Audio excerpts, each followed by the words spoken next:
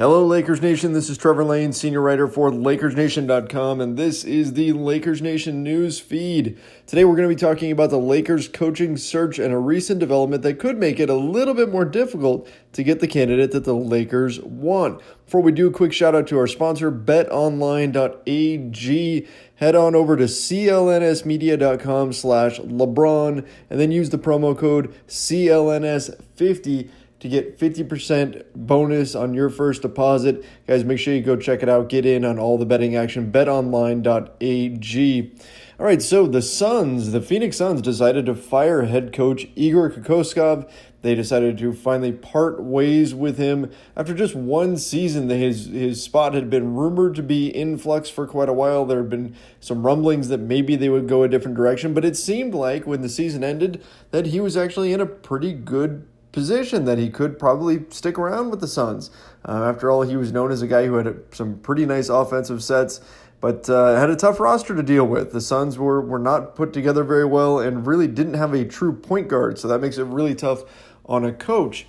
Well, they decided to part ways with Igor, and this affects the Lakers because according to Adrian Wojnarowski of ESPN, the Suns have decided to part ways with Igor in part because they want to pursue Monty Williams. That's right, 76ers assistant coach Monty Williams, who is also being pursued and has already interviewed once for the Lakers head coaching spot. Now, the Lakers are intending to interview Monty Williams a second time, but scheduling that can be kind of difficult because the 76ers right now are still in the playoffs, and so it can be tough to find time to sit down and meet and actually have the interview.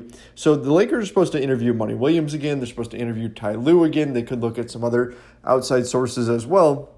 But the bottom line is now the quest to land Monty Williams is going to be a little bit more complicated because you've got the Phoenix Suns in the mix. Now, are the Phoenix Suns really a threat to steal Monty Williams? Well, that could be determined by the outcome of the draft lottery. Let's say the Suns wind up with the top pick, aka Zion Williamson. If that happens, could the ability to coach Zion Williamson as well as a guy like Devin Booker, you've got some other young talents like Josh Jackson that are there, and of course DeAndre Ayton as well. There's some interesting pieces there, and if you get Zion, maybe the Suns become a more attractive organization. Of course, they are seen as being something of a dysfunctional mess right now. General manager James Jones does have a bit of a history, though, with Monty Williams, so maybe there is enough incentive there for him to join on. Right now, the Phoenix Suns have just a 14% chance of getting that top pick, which would net them Zion Williamson, but who knows, maybe a top 4 pick, which they have a 52.1% chance of getting, is enough to lure Monty Williams. Now, of course, if the Lakers decide that he's the guy that they definitely want, it would seem, on paper anyway, that they would have the stronger offer. I mean, look, you've got LeBron James in town already.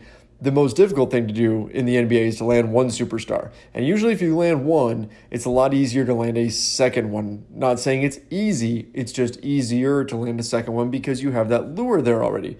So in that regard, the Lakers would seem to have a leg up. Plus the prestige of the Lakers, they're certainly going to generate a lot more buzz, a lot more interest than a team like the Phoenix Suns would. But you know what? The Suns won't be the only team pursuing him. If the 76ers fall flat in the NBA playoffs and decide to get rid of Brett Brown, Monty Williams could be a candidate there as well. So the Lakers may not have the true pick of anybody that they want in terms of their coaching search. It really depends on what some of these other teams do. And one other thing I want to throw out here before we wrap this up, the Suns decided to get rid of Igor at this moment is kind of telling. You would have to think that if they were going to get rid of Igor and sort of reverse course, because it seemed like Igor was probably going to stay, if they're going to reverse course now, is it because they know something? And I'm not saying because that's a rumor I've heard or anything like that, but it would make sense that maybe they've heard that Monty Williams would be receptive to potentially going and coaching the Phoenix Suns. And again, they do have young assets. They do have that draft pick, so maybe that is appealing to him. But again, that's nothing that I've heard or anything. That's just me connecting the dots on a few different things. And of course, the Suns being the Suns, it could be that they just decided to part ways with Igor and are just taking the chance and hoping that they can convince Monty Williams to come by. And if not, then they're going to try to go after somebody else. Maybe Ty Lue winds up in Phoenix or whoever. But bottom line, the Lakers now have a little bit more competition for the services of Monty Williams or whoever it is that they wind up landing as their next head coach. All right, guys, for more on this story and everything else going on in the world of the Los Angeles Lakers, make sure you head over to LakersNation.com and keep it tuned to the Lakers Nation YouTube channel. Follow Lakers Nation on social media at Lakers Nation Official on Instagram, at Lakers Nation on Twitter and Facebook. Until next time, my name is Trevor Lane. You guys can find me on Twitter at Trevor_Lane. See ya.